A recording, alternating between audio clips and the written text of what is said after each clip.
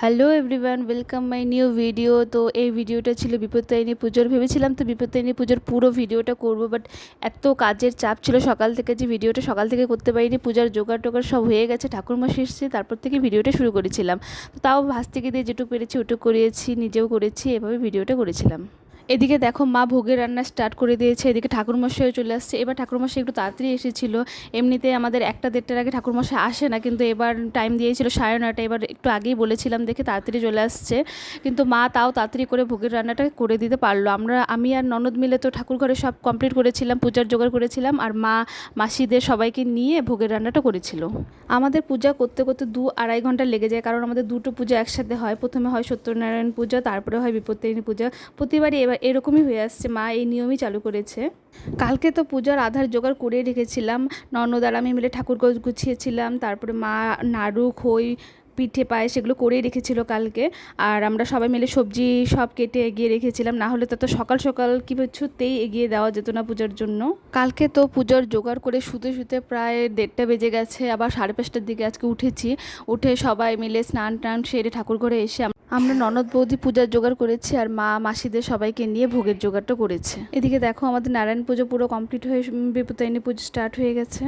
মা এতগুলো ভোগের রান্না একা একা করছে দেখে দেখো মা আর মামি মিলে মাকে লুচি ভেজে একটু হেল্প করে দিচ্ছে। আমাদের ভোগের অনেক কিছু রান্না করা হয়েছিল খিচুড়ি, লাবড়া, 5 রকম ভাজা, আর হয়েছিল পায়েস, লুচি আর চাটনি। আর কালকে তো শুকনো আইটেমগুলো হয়েছিল, নাড়ু, খই, পিঠে। এদিকে দেখো ভোগ রান্না একদম কমপ্লিট। আমার হাজব্যান্ড আর ননদের জামাই মিলে ভোগটা নিয়ে যাচ্ছে। আমাদের 2 রকম ভোগ যায়, একটা মায়ের ভোগ যায় আর একটা গোপালকে ভোগ দেওয়া হয়। ভোগ দেওয়ার কাজটা এদের দুজনেরই থাকে, এরা দুজন মিলে প্রতি বছর ভোগ দেয়। এদিকে দেখো যজ্ঞের জন্য গুরু বাবা সব রেডি করছে। অ্যাকচুয়ালি এটা আমাদের ঠাকুর মশাই আমাদের গুরু হন, এর জন্য আমরা গুরু বাবা বলেই ডাকি। আমাদের এই বিপত্তারিণী পুজোতে প্রচুর জায়গা লাগে। এদিকে দেখো গুরু বাবা একটু একটু করে পিছোতে পিছোতে কোথায় চলে আসছে। এত বড় ঠাকুর ঘর, তাও দেখো জায়গা হতে চায় না।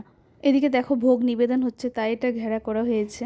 এদিকে দেখো যজ্ঞের জন্য পুরো ঘর ধোঁয়ায় পুরো ভরে গেছে। এত লোক হয়েছে যে ধোঁয়া পাস হওয়ার জায়গা পাচ্ছে না, পুরো ধোঁয়ায় ভরে গেছিলো, পুরো চোখে লাগছিল, বসাই যাচ্ছিল না।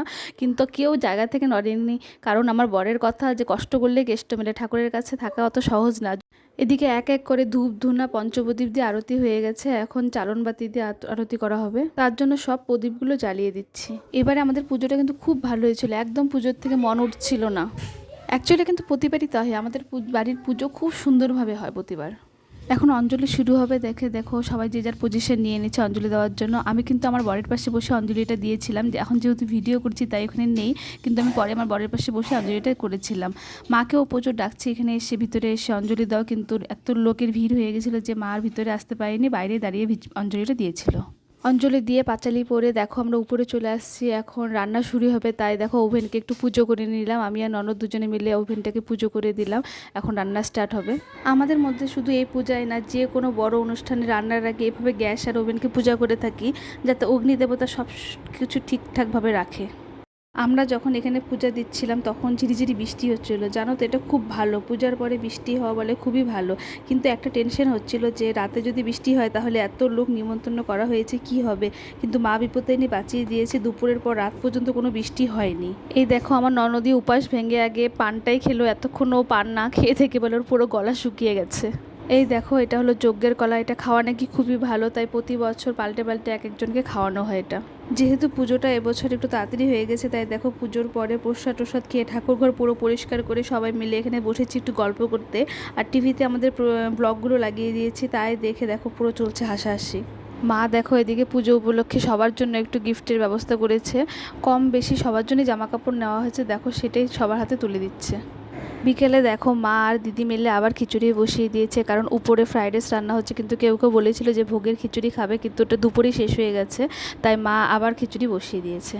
ওদিকে মা রান্না করছে, আর এদিকে দেখো আমি সবার সাথে একটু ফটো, সেলফি, ভিডিও করে নিচ্ছি, কারণ এই দিনটা তো আর আসবে না, একটু স্মৃতি হয়ে থাকুক, তাই ক্যামেরাতে ক্যাপচার করে নিচ্ছি এই দিনটাকে। কখন থেকে ডাকছে আমাদের উপরে, কিন্তু এই ফটো ভিডিওর চক্করে দেখো যেতে পারছি না, তাই এখন দেখো ননদ বৌদি মিলে এখন যাচ্ছে উপরে। উপরে এসে প্রথমে আমি রান্নাটা দেখিয়ে দিয়েছি। তো আমাদের রান্না হয়েছিল ফ্রাইড রাইস, শাহি পনির, ছোলার ডাল, পকোড়া, চাটনি, আর সাথে ছিল স্যালাড। এবারের পুজোর প্যান্ডেলও আমাদের খুব সুন্দর করেছিল, দেখিয়ে দেখো মন ভরে যাচ্ছে।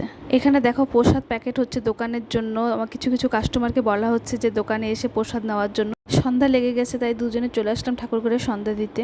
এই দেখো আমার কুটু বাবা, ওকে দিয়ে স্টার্ট হলো প্রসাদ খাওয়া। তো ওর মা বলেছিল ওকে খাইয়ে দিবে, কিন্তু দেখো কি সুন্দর নিজের হাতে টুকটুক করে একা একা খেয়ে নিচ্ছে। এদিকে দেখো গেস্ট আসা শুরু হয়ে গেছে। তো মাকে রেখেছিলাম দোতলায় গেস্ট অ্যাটেন্ড করার জন্য, আর আমরা ছিলাম উপরে। সবাই তো আর একদিকে থাকলে হয় না, তাই এভাবে উপর নিচ করেছিলাম। আমার হাজব্যান্ড তো একবার উপরে যাচ্ছে একবার নিচে যাচ্ছে। এই দেখো এখন হলো রাত্রি 12:30, আমরা সবাই খেতে বসেছি। একটা তো রাত হয়ে গেছে, তার উপরে শরীর প্রচণ্ড টায়ার্ড, তাই কেউ ভালো করে খেতে পারিনি।